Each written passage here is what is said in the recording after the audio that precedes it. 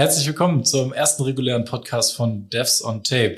Heute möchten wir uns direkt mit einem Thema auseinandersetzen, was jetzt gerade derzeit auch wirklich ein Thema für uns alle ist, für alle, die gerne Vorträge einreichen, aber auch für alle, die in der Planung zugange sind. Caro und ich, wir haben in der Vergangenheit und werden auch höchstwahrscheinlich in der Zukunft sehr viel mit diesem Thema zu tun haben, da wir beide sowohl Vorträge halten, dementsprechend natürlich auch einreichen, als auch für diverse Konferenzen sozusagen im Backend sitzen und mit in den Bewertungen, im Bewertungsgremium sitzen und Vortragseinreichungen bewerten und einplanen für so ein Programm. Und ich denke, wir fangen einfach an, in diesem Podcast über diese verschiedenen Themen zu sprechen, die sich da um das Thema drehen. Und dann starten wir direkt mit dem Planungsprozess. Ja, wie läuft denn eigentlich so eine Planung von der Konferenz? Wir kriegen ja eigentlich immer auch die E-Mails, hey, jetzt haben wir Call for Paper oder Call for Participation, möchtest du dich daran beteiligen? Und in dem Fall steht mir dann auch als Besucher oder als potenzieller Referent die Möglichkeit offen, dass ich dann einen Vortrag einreichen kann. Ich kann dort einen Abstract einreichen. Das ist eine Kurzbeschreibung von dem Vortrag mit Titel und einer Einsortierung, je nachdem, welchen Anbieter man dann da hat. Und kann das dann losschicken und dann am Ende durch einen Bewerbungsprozess laufen lassen. Und dieser Bewerbungsprozess oder Bewertungsprozess, der erfolgt meistens durch so Menschen wie uns. Ja, oder meistens so ein paar Monate im Voraus schon. Ne? Also man hat ja schon so ein, halbes Jahr im Voraus wahrscheinlich schon so eine E-Mail im Postfach, wo das drin steht. Ja, und dann wird man dazu aufgerufen. Ja, genau. Und dann kriegen wir dann irgendwann die Meldung, hey, das ist vorbei. Jetzt haben ganz, ganz viele Menschen einen Vortrag eingereicht. Möchtet ihr das Ganze nicht bewerten? Und wir gehen dann die ganzen Vorträge alle einzeln durch, bewerten sie dann mit zum Beispiel Schulnoten oder irgendwelchen anderen Bewertungsparametern und geben dann so im Endeffekt dieses Paket mit den ganzen Vorträgen oder potenziellen Vorträgen dann den Programmplanern rüber, die dann am Ende das Programm für die Konferenzen schaffen. Ja, das birgt natürlich echt viele verschiedene Dinge, auf die man da achten muss. Also zum einen haben diese meisten Konferenzen ja irgendwie so ein Thema, um das es geht. Da muss man natürlich schon ein halbes Jahr im Voraus mindestens Bescheid wissen, welches Thema dann bei der Konferenz gerade en vogue ist, also worüber man sprechen will oder was die jeweiligen Besucher dieser Konferenz auch interessieren können. Also was natürlich vielen Teilnehmern von so Konferenzen nicht ganz so bewusst ist, dass hinter solchen Vorträgen natürlich eine jede Menge Arbeit steckt. Also zum einen, dass man sich ein Thema ausdenkt, was gerade für mehrere Leute interessant ist. Das ist nicht mal das, was für einen selber interessant ist, das Thema, was man dann einreicht, sondern das, was man auch für die breite Masse, sage ich jetzt mal, irgendwie als Lerneffekt oder als Erfahrungsbericht mitgeben möchte. Und da fängt man dann schon sehr früh an, sich Gedanken zu machen, welches Thema denn da bearbeitet werden soll. Und dann haben wir für diesen Call for Papers sogenannte Abstracts, die eingereicht werden und die, da muss man sagen, für unterschiedliche Konferenzen natürlich unterschiedliche Umfänge haben müssen. Da haben wir einige Konferenzen, wo es reicht, so ein paar einzelne Hinweise dazu zu geben, worüber der Vortrag, wovon er denn handeln wird.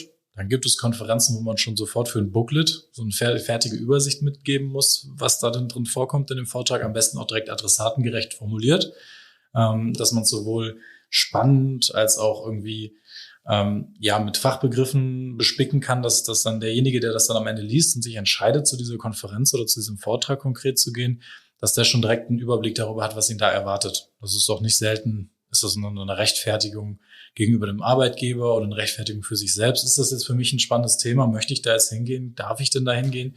Und das hängt alles von dem Inhalt dieser Konferenz ab und dementsprechend natürlich auch schon von den Abstracts und von den Themen, die wir da einreichen. Und das ist von vornherein ein großer Planungsaufwand, sowohl für die Bewerter als auch für die Programmplanung, als auch für das Konferenzkomitee, was sich die Inhalte dieser Konferenz vorher schon so ein bisschen zurechtlegt. Weil wenn es eine Security-Ausgabe so einer Konferenz ist, dann ist es natürlich sinnvoll, dass auch entsprechende Vorträge in diese Richtung eingereicht werden. Das muss dann auch mitgegeben werden. Ne? Das ist dann auch ein wichtiger Punkt. Ja. Mich würde interessieren, Kai, warum trägst du eigentlich Vorträge vor? Ja, das ist eine gute Frage. Die stelle ich mir auch regelmäßig. Nein, also grundsätzlich bin ich von meiner Person her, und das merkt man vielleicht auch an diesem Podcast hier oder an der Existenz dieses Podcasts, ich bin sehr interessiert daran, mein Wissen zu teilen. Ich bin mir ja klar bewusst, dass ich selber von diesen ganzen Vorträgen und Konferenzen genauso profitiere wie alle anderen auch, die auf diese Konferenz gehen. Ja, nur weil ich da mein Thema, mit dem ich mich auskenne, gut beherrsche und da auch Vorträge drüber halte, heißt es noch lange nicht, dass ich alles, was auf dieser Konferenz ist oder alles, was in diesem Themenbereich ist, so gut kann, dass ich es nicht mehr nötig hätte zu lernen. Und in dieser Situation oder in dieser Position befinde ich mich, wenn ich darüber nachdenke, ob ich denn Inhalte präsentieren möchte. Weil ich denke, das, was ich erzählen kann oder das, was ich vortragen kann, interessiert vielleicht den Nächsten, der sich in diesem Themenbereich nicht gut auskennt. Und das ist dann der Moment, wo ich für mich persönlich die Kraft oder dieses Interesse da oder auch ein Stück weit die Überwindung herhole, um Vorträge zu halten. Und das ist für mich ein Prozess, der zum einen damit auch zusammenhängt, womit möchte ich mich denn nächstes Jahr beschäftigen, was möchte ich lernen, was kann ich denn schon, was ich dann gerne auch noch anderen damit auf den Weg geben möchte und wie kann ich das vielleicht in einer angenehmen, vielleicht auch teilweise so ein bisschen in so einer Entertainment-Version von einem Fachvortrag verpacken, damit die Leute möglichst mit einem Lächeln aus dem Vortrag gehen, aber auch mit einer ganzen Tasche voller neuer Ideen oder neuem Wissen. Und das ist für mich persönlich der Antrieb, der mich dazu geht. Ich denke, das ist bei vielen Vortragenden anders. Ich denke, du hast da auch einen ähnlichen Antrieb oder? Ja, tatsächlich finde ich das sehr spannend, was du so erzählst, weil mein persönlicher Antrieb ist immer, dass ich mir überlege, okay, was ist letztes Jahr was hatte ich dort für ein Thema, was mir so viel Schmerz bereitet hat, dass ich andere davor schützen möchte, den gleichen Schmerz zu durchleben und mein Wissen, was ich dadurch gelernt habe, zu verbreiten, damit andere, wie gesagt, auch eben ja da nicht so reinlaufen, wie ich es getan habe oder dann andere technische Dinge dazu noch lernen können, die sie vielleicht auch noch nicht wussten oder dass das Thema dann nochmal wiederholt wird für die jeweiligen Zuschauer. Du holst das also praktisch auch aus dem Erfahrungsbericht immer raus, die Themen. Genau. Also bei mir ist ganz, ganz viel auf Erfahrungen. Ich versuche mal alles Mögliche auf Praxiserfahrungen zu stützen, auch an Beispielen festzumachen. Das ist mehr so meine Herangehensweise an die ganzen Vorträge. Ja, es gibt da tatsächlich die unterschiedlichsten Facetten. So gibt es unterschiedliche Vortragstypen, so gibt es unterschiedliche Arten, wie man sich darauf vorbereitet auf die Vorträge. Ich habe selber persönlich Leute kennengelernt, die haben ein fertiges Skript, die schreiben sich für einen Vortrag ein Abstract, der den Inhalt dieses Vortrags beschreibt. Die machen alle Vortragsslides fertig für eine PowerPoint-Präsentation und dann wird der gesamte Vortrag von A bis Z durchgeskriptet. Das merkt man daran, dass die Leute häufig oder die Vortragenden häufig exakt auf die Minute genau fertig sind, dass die Leute sehr genau, sehr viel Inhalt, sehr adressatengerecht, genau richtig anbringen. Und das hat super viele Vorteile, das hat auch Nachteile. Und dann gibt's natürlich auch die Kandidaten, wo ich mich selber zu zähle. Ich mache sowas auch gerne aus dem Bauch heraus, weil ich da so eine gewisse Selbsteinschätzung von mir habe, dass ich mit so einem Skript selber nicht so richtig zurechtkommen würde, dass ich da wirklich mit meiner Erfahrung aus dem jeweiligen Thema, aber auch mit so einer gewissen Passion rangehe und das dann in so einem Vortrag am besten rüberbringen kann, wenn ich das spontan mache. Und da ist für mich praktisch die erste Arbeit, den Abstract zu schreiben. Und danach befasse ich mich quasi permanent mit dem Thema im Kopf. Und dann wird vor dem Vortrag wird das dann praktisch so niedergeschrieben, dass ich einen festen Ablauf schon im Kopf habe, wie der Vortrag laufen sollte, immer wieder so ein paar Anker habe, an denen ich mich dann immer wieder zurück auf den Pfad bewegen kann, aber dass ich auch so viel Spielraum in meinem Vortrag habe, dass Dinge, die unvorhergesehen sind, zum Beispiel Zwischenfragen oder irgendwelche technischen Probleme oder irgendwelche Live-Demos, die nicht ganz so klappen, wie sie eigentlich sollten, dass ich mit diesen Situationen viel besser klarkomme, als wenn ich etwas genau abgepasst habe und genau etwas auf die Minute genau geplant habe. Das habe ich versucht, ist nicht mein Fall. Da komme ich nicht so mit zurecht. Das ist aber bei jedem unterschiedlich. Das muss jeder für sich finden, das muss jeder für sich machen. Und ich glaube, das ist an der Stelle auch schon so eine Sache, die auch mit zu dem Planungsprozess gehört. Und das mal halt von der Seite von demjenigen, der einen Vortrag einreicht. Man sollte vielleicht nicht direkt anfangen, bei einer Konferenz seinen ersten Vortrag zu halten, wenn man da noch nicht so ganz sicher ist, was für ein Typ man ist. Oder Vortragstyp man wählt für sich. Sondern dass man grundsätzlich erstmal vielleicht auch im kleinen Rahmen, ob das jetzt innerhalb der Firma ist oder ob es vielleicht sogar vor Freunden ist, je nachdem, wie das fachlich so aufgestellt ist im Bekanntenkreis. Also wenn ich da von meinen Kumpels da sowas erzählen würde, ich glaube, da hätte ich nicht so viel Erfolg mit der Aufmerksamkeit der Kollegen, weil das fachlich dann doch nicht so deren Gebiet ist. Aber einfach mal einen Vortrag halten, um rauszufinden, muss ich perfekt vorbereitet sein oder kann ich auf ein Repertoire zurückgreifen, was vielleicht erfahrungsgemäß schon relativ groß ist, dass ich mir das erlauben kann, tatsächlich auch ein bisschen freier zu sprechen, freier meine Themen innerhalb des Vortrags zu wählen. Ich glaube, das sollte man im Vorfeld vielleicht einfach einmal für sich rausfinden und probieren. Kleiner Tipp aus meiner Erfahrung heraus, versucht es nicht mit einer Videokamera alleine zu Hause, weil das klappt in der Regel nicht. Da gefällt man sich selber nicht, da findet man nicht so richtig den Faden. Ich glaube, das muss man einfach in einem Rahmen ausprobieren, der relativ realitätsnah ist, aber vielleicht noch nicht direkt eine große Fachkonferenz. Aber man sollte es einfach mal ausprobieren. Das hört sich sehr danach an, als würdest du mehr nach einer Vision arbeiten, wenn du deinen Abstract schreibst. Worauf achtest du dann? Ja, also bei mir kommen die Themen, über die ich vortrage, kommen häufig eher so, ich überlege, was kommt denn im nächsten Jahr so für Technologien auf uns zu? Was sehe ich denn da jetzt? Und das ist genau das richtige Wort dafür, glaube ich. So, was habe ich denn für eine Vision? Was denn Spannendes, Interessantes nächstes Jahr stattfinden wird? Und dann überlege ich mir, wie kann ich das denn mit dem, was ich tagtäglich tue, und zusätzlich, wofür ich mich auch noch selber privat oder persönlich interessiere, wie kann ich das unter einen Hut bringen?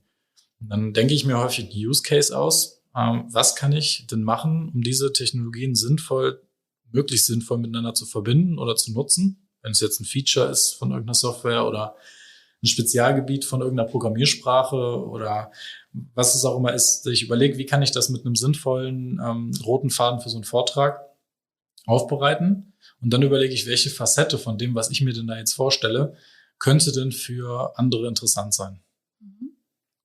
Wie machst du das? Also du hast ja gesagt, Erfahrungsbericht aus dem, was du übers Jahr geschaffen hast, an Wissen für dich, dass du es weiterträgst, um andere davor zu schützen. Was hast du denn dann noch so für Merksätze für dich oder für einen Planungsvorgang bei dir? Also in der Planung, wie gesagt, gehe ich erstmal so ran, Mensch, was habe ich jetzt gehabt oder was habe ich für spannende Sachen, Erfahrungsberichte aus der Praxis, die andere vielleicht auch interessieren könnten. Dann gehe ich das tatsächlich auch im Abstract selbst genauso an. Also ich betreibe da mehr so eine Art Storytelling, eher auf, ich sag mal nicht Education, Entertainment-Ebene, sondern ganz schnöde technische Ebene und beschreibe, hey, wo war ich? Was war jetzt die Lösung und wie komme ich dorthin? Das sind so meine 3 Teile. Also ich habe einen Anfang, Mitte und ein Ende in meinen Abstracts, unterteile das in der Regel auch in verschiedenen Abschnitten und beschreibt dann, wie der Spannungsbogen in der Präsentation am Ende dann sein wird. Und ja, mittlerweile nehme ich auch eher schnöde Titel, sag ich mal. Also ich denke da gar nicht mehr groß was aus, weil ich mir denke, die meisten gehen halt über den Titel und da nehme ich dann eher was, Klassisches, etwas Ruhigeres, anstatt das den ist echt Fernsehtitel. interessant, das muss ich wirklich sagen, weil mir wurde das damals tatsächlich erzählt, oder was heißt erzählt? Mir hat die Erfahrung gezeigt von Kollegen und von Bekannten, die das gemacht haben auf Konferenzen, dass gerade so ein catchy, interessanter, spannender und vielleicht auch ein Stück weit nichtssagender Titel die Leute dazu leitet, eher den Abstract zu lesen. Ja, das stimmt. Das stimmt. Aber wie gesagt, also ich habe mir das dann irgendwann abgewöhnt. Ich habe das auch am Anfang versucht und hatte auch, fand ich, ein paar catchy Titel, sage ich mal. Aber dann habe ich mich dann doch selber nochmal reflektiert, wie ich jetzt persönlich als Konferenzbesucherin bin. Es ist dann natürlich immer, es gibt ja verschiedenste Konferenzbesucher mit verschiedensten Vorlieben, welche Vorträge die jetzt sehen möchten und so. Aber ich selber gucke meistens tatsächlich nicht ins Abstract, wenn ich auf einer Konferenz bin. Nein, ich gucke meistens eher auf den Titel und dann bin ich immer ganz froh, wenn da auch tatsächlich drin steht, was im Vortrag drin ist. Und deswegen hatte ich das dann irgendwann so umgestellt für mich. Meinst du, dass zwischen dem Titel zwischen dem Titel des Vortrags und dem Referenten irgendein Zusammenhang besteht? Also meinst du, dass wenn man sich jetzt den Plan von so einer Konferenz anguckt und liest dann den Titel von so einem Vortrag und darunter den Namen von demjenigen, der den vorträgt, hat das für dich einen Einfluss? Meinst du, die beiden Sachen hängen fest damit miteinander zusammen? Also manchmal ist es schon so, ich suche ja eher eine ausgewählte eine Auswahl von Konferenzen. Daher kenne ich die meisten Referenten schon. Und auch durch den Bewerbungsprozess, den ich ja mit betreue und so, kenne ich ja auch schon viele. Und es gibt tatsächlich einige Titel, wo ich dann schon so ungefähr weiß, wer das wahrscheinlich ist. Und auf der anderen Seite, ja klar, wenn ich weiß zum Beispiel, das ist jemand, dem ich immer sehr gerne zuhöre, wo ich immer weiß, okay, selbst wenn es ein Thema ist, wo ich jetzt vielleicht im ersten Moment denke, gut, das kenne ich jetzt eigentlich schon, aber dass ich dann da wahrscheinlich trotzdem noch irgendwie was Neues mitnehmen werde, und gucke ich mir den Vortrag auch trotzdem an. Also ja, das ist dann schon irgendwie so eine Mischung aus Titel und Referent. Und wenn ich den Referenten nicht kenne, dann ist für mich der Titel dann eben auch ausschlaggebender. Also ein bisschen richtungsweisender, ja. Okay, das ist nämlich auch meine Erfahrung, die ich gemacht habe. Es ist tatsächlich so, dass dann so catchy Titel noch nicht so viel Aussagekraft gegenüber dem Abstract haben, aber dass man trotzdem, wenn man den Speaker kennt und häufiger schon mal gesehen hat und der sich vielleicht auch schon einen Namen gemacht hat, dass das nochmal einen Einfluss darauf hat, dass man sagt, okay, der Titel klingt jetzt mal interessant, aber ich gehe jetzt echt in diesen Vortrag rein, weil der Referent mir gut gefällt und weil er eigentlich immer Themen bespricht, die mich relativ gut auch abholen können. Aber das Thema, warum ich das gerade nochmal gefragt habe, ist, das ist nochmal wichtig vielleicht für so als Einblick aus dem Gremium, welches solche Vorträge bewertet.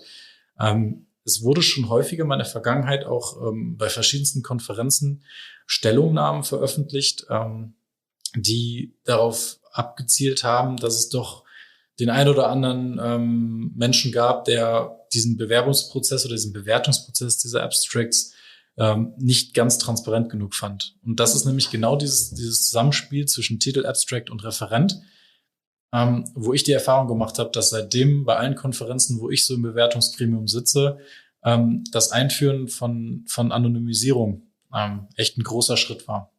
Das heißt, einmal für die Zuhörer jetzt, die das noch nicht wirklich in Person miterlebt haben oder gehört haben, wenn man einen Vortrag bewertet, und das war früher in der Vergangenheit, war das häufig so, dann hat man Abstract gelesen, hat dann schon den Namen vorher gesehen von demjenigen, der den Abstract geschrieben hat, und dann hat man schon eine gewisse innere Haltung dazu aufgebaut. Man hat dann gesagt, der Vortragende ist erfahren, der ist gut, der hat Ahnung, der ist super lange schon im Geschäft, der macht tolle Vorträge. Und wenn man mit diesem Mindset in so ein Abstract reingeht, dann interpretiert man den anders, als wenn man diesen Abstract völlig losgelöst davon sieht. Und das war eine Änderung, die jetzt vor ein paar Jahren stattgefunden hat.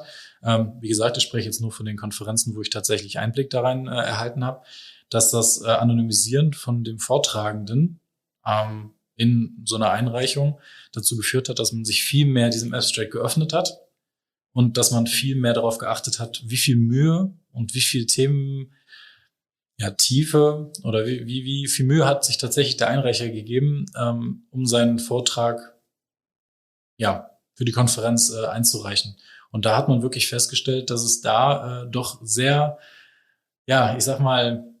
sehr voreingenommene Einreicher gab, die sich sehr sicher waren, dass der Name zu sehen war und dass man da dann bei dem Abstract nicht mehr so viel Kraft oder so viel Arbeit drin gesehen hat, die da drin steckte. Dass man sich so ein bisschen auch darauf ausgeruht hat, dass die Kombination, die ich gerade erwähnte, zwischen Titel und Einreicher, dass die schon reicht, um ein positives Bild davon zu sehen. Ich möchte jetzt nicht sagen, dass das ein schlechter Weg war damals, weil man hat dafür halt einfach ein tolles, ausgewogenes Programm gesehen.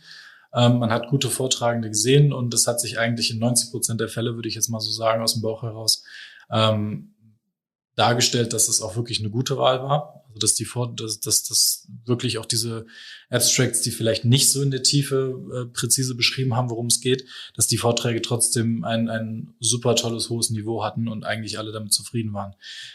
Dennoch begrüße ich diesen Schritt, der da stattgefunden hat, wirklich immens, weil das hat einfach dafür gesorgt, dass auch andere Leute Chancen haben, die exakt die gleichen Chancen haben, Vorträge auf Konferenzen zu halten.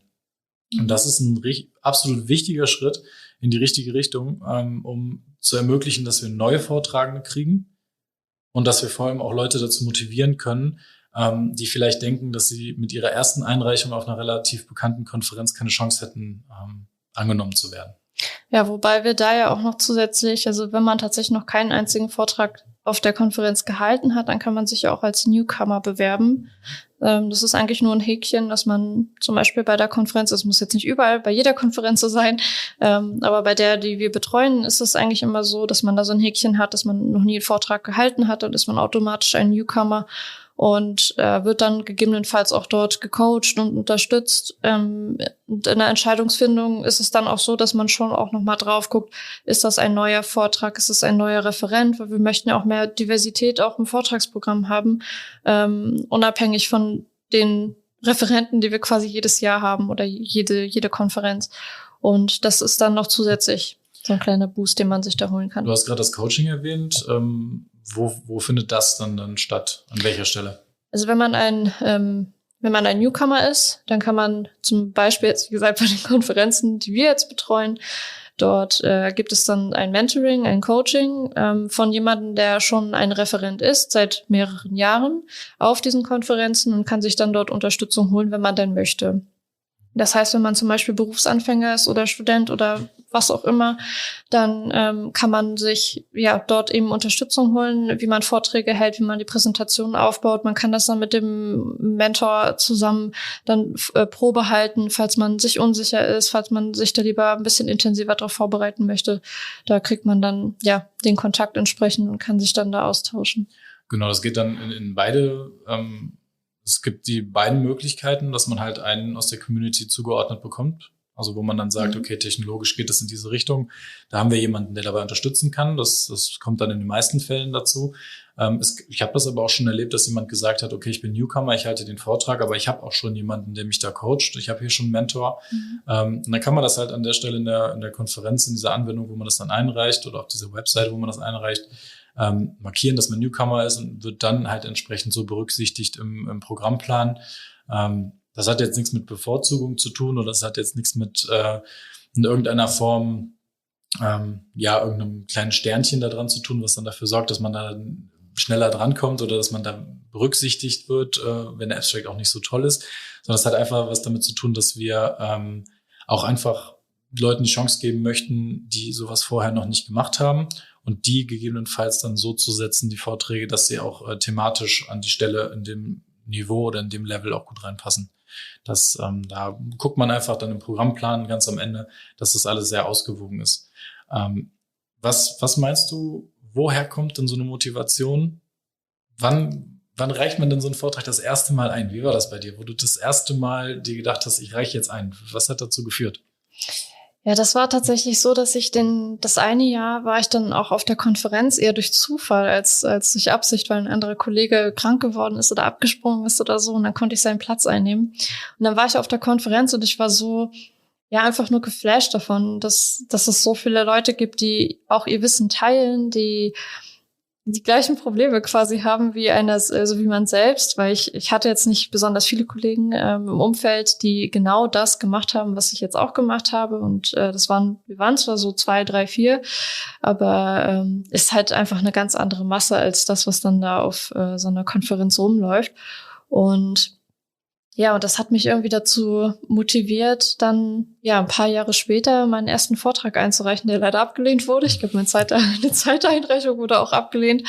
Aber im Nachhinein war es nämlich genau das. Also ich wollte auch hier wieder, habe ich einfach gemerkt, dass vielleicht bei dem einen oder anderen noch so, dass ich da einfach was zu beitragen kann, dass ich ein bisschen was erklären kann aus meiner Brille, vielleicht die Brücke schlagen kann zwischen zwei verschiedenen Zielgruppen. Und das war dann so meine Motivation. Ja, bei mir war es tatsächlich mein Vorgesetzter, der so einen Spruch, ich weiß jetzt nicht, ob ich den jetzt Wort für Wort so wiedergeben kann, aber mein Vorgesetzter hat damals gesagt, Vorträge halten ist wie Achterbahnfahren. Also man traut sich das erste Mal, das zu machen. Dann ist man am Ende wieder am Ausgangspunkt und entweder man entscheidet sich direkt sitzen zu bleiben, weil man sofort mehr möchte, weil man sofort wiederfahren möchte, weil man echt sozusagen Blut geleckt hat. Oder man steigt aus und sagt, war eine Erfahrung, habe ich gemacht, muss ich nicht wieder haben. Das ist so das, was die beiden Möglichkeiten, die es gibt.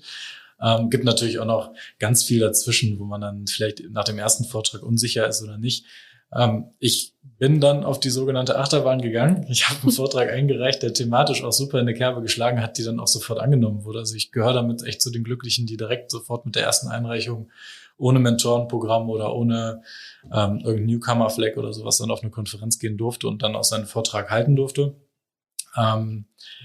Ich habe da super Erfahrungen gemacht. Ich wollte sofort wieder fahren und habe das dann Jahr für Jahr immer wiederholt und habe dann auch immer breiter mein Spektrum, was die Konferenzen angeht, gewählt und bin dann auch so mutig gewesen, dass ich im Büro aufgeschnappt habe, dass es doch so eine amerikanische Konferenz gibt, die sich thematisch um solche Sachen kümmert und habe dann einfach mal aus dem Bauch heraus 2 Vorträge eingereicht und habe zu der Zeit echt keinerlei Berührungspunkte mit Amerika überhaupt gehabt, was jetzt diese berufliche Sicht angeht.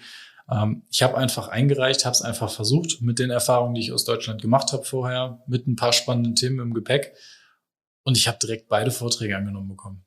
Und ich durfte nach Chicago fliegen und durfte da 2 Vorträge halten. Natürlich anstatt 45 Minuten, wie ich es dann schon mal gemacht hatte, dann 60 Minuten, dann natürlich auf einer ganz anderen Sprache, was zugegebenermaßen erst recht kurz vorher so richtig in mein Bewusstsein kam, wo dann die Nervosität natürlich immens stieg.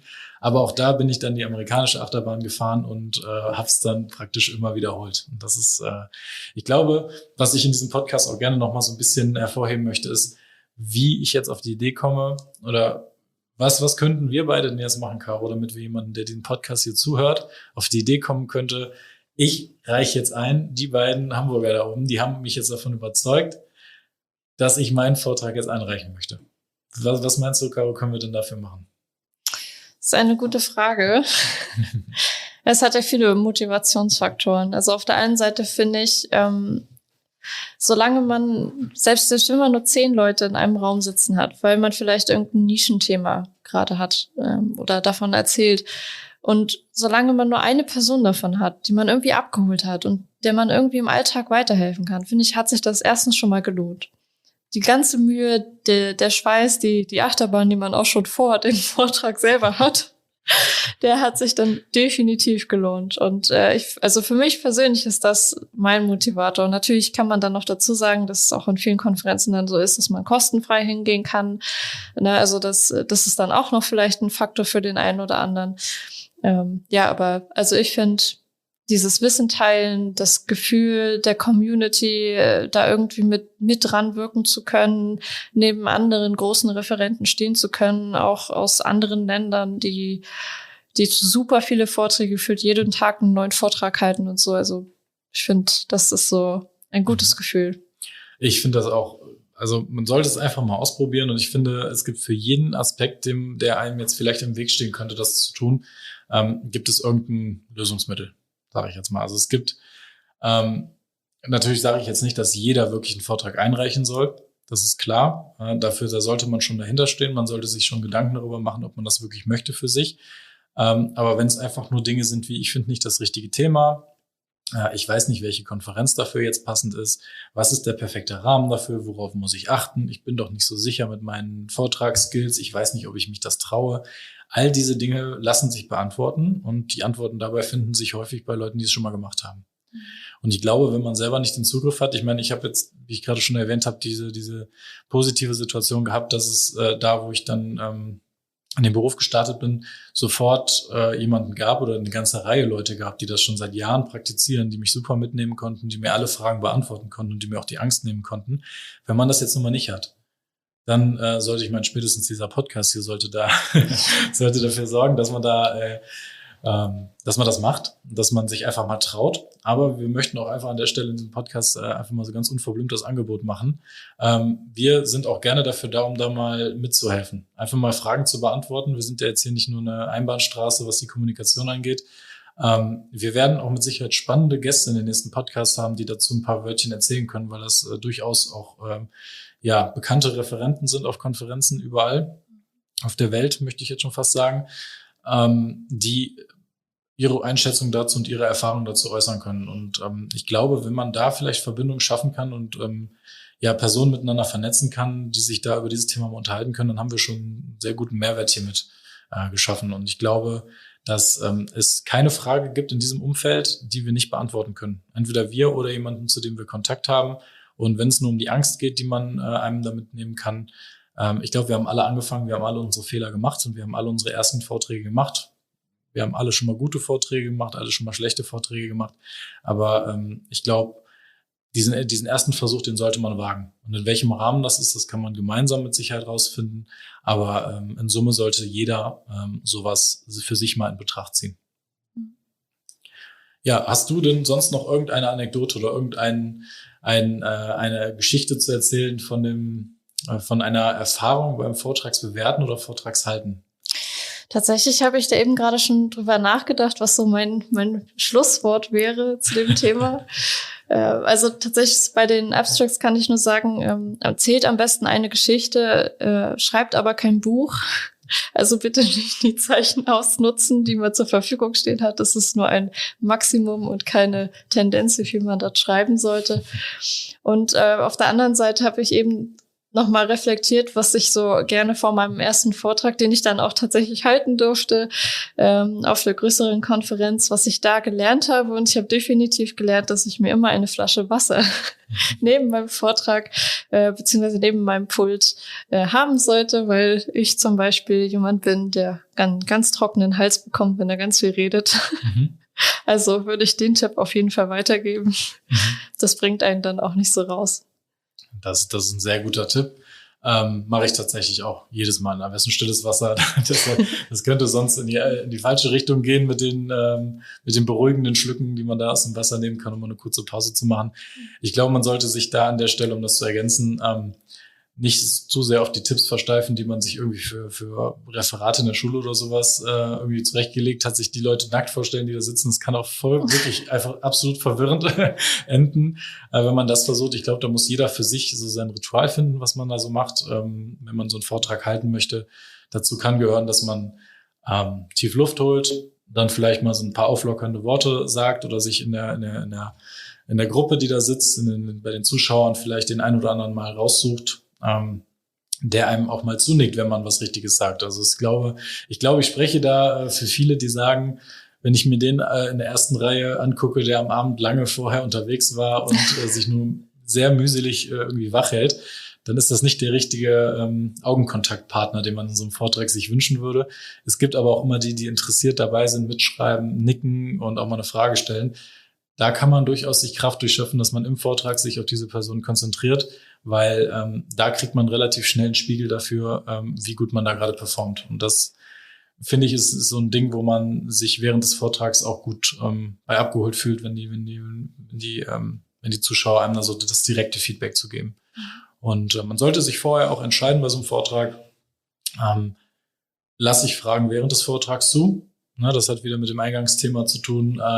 Bin ich super vorbereitet? Habe ich eine ganz klare Linie, die ich verfolge? Dann sollte ich vielleicht die Fragen ans Ende setzen und auch dafür Zeit einplanen. Bin ich da relativ frei, was meinen Vortrag angeht und möchte ich das wirklich richtig maßgeschneidert auf die Leute, die da sitzen, anpassen? Dann sind natürlich Fragen zwischendurch Gold wert.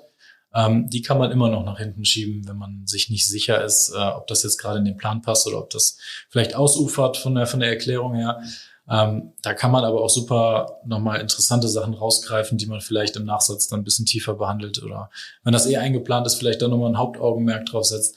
Das gibt eine gewisse Flexibilität beim Vortrag und das kann man, wenn man es sofort kann, dann macht man es sofort. Wenn man es in der Zeit so entwickelt, dieses Gefühl dafür, dann kommt das von ganz alleine, dass man da solche Sachen, die ich jetzt gerade auch als persönliche Erfahrung genannt habe, für sich auch findet. Ja, ich glaube, zum Schluss dieser Podcast-Folge können wir vielleicht noch mal erwähnen, für welche Konferenzen wir jetzt gerade eingereicht haben oder welche jetzt gerade offen sind. Hast du da was vor Augen gerade, wofür du jetzt eingereicht hast? Ja, tatsächlich muss ich noch einreichen, aber ich habe schon so 1, 2, 3 Themen, die ich dort gerne einreichen möchte. Und das wäre für mich einmal die Apex Connect, die dann im Mai stattfinden wird. Und dort haben wir noch bis Ende Januar glücklicherweise das Call for Paper, da habe ich noch ein bisschen Zeit. Und genau, das wäre so meine Konferenz, die jetzt als nächstes stattfindet, wo ich dann einreichen würde, ja. Ja, also das ist jetzt auch ein konkretes Thema, die Apex Connect im Mai. Ja, da ist noch der Call for Paper offen. Wir haben jetzt gerade leider den Zeitraum verpasst, wo es für die Case Cup in Amerika Vorträge zum Einreichen oder einen Call for Paper gab, der noch offen ist, wo man was einreichen kann. Es finden aber auch im nächsten Jahr wieder aus allen möglichen verschiedenen Bereichen Konferenzen statt. Wir müssen uns da ja nicht nur auf dem Rahmen bewegen, wo wir fachlich wirklich präzise unterwegs sind. Es gibt zum Beispiel im Juni auch die Enter.js in Darmstadt. Es ist eine JavaScript-Konferenz, die auch ein sehr breit gefächertes Publikum, aber auch breit gefächerte Referenten bereithält für uns.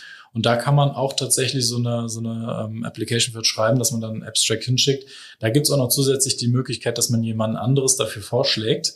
Das finde ich auch ein ganz interessantes Konstrukt, dass man in der Lage ist, jemand anders für eine Konferenz vorzuschlagen. Es wird dann nicht durchgewunken bis zum Ende und wenn der Vortrag feststeht, wird derjenige darüber informiert, dass er gehalten werden soll, sondern es gibt dann tatsächlich die sogenannten Call for Proposals und die erlauben es dann tatsächlich jemanden dafür zu nominieren, dass er doch da auch seinen Vortrag hält. Das finde ich echt eine super, super Angelegenheit.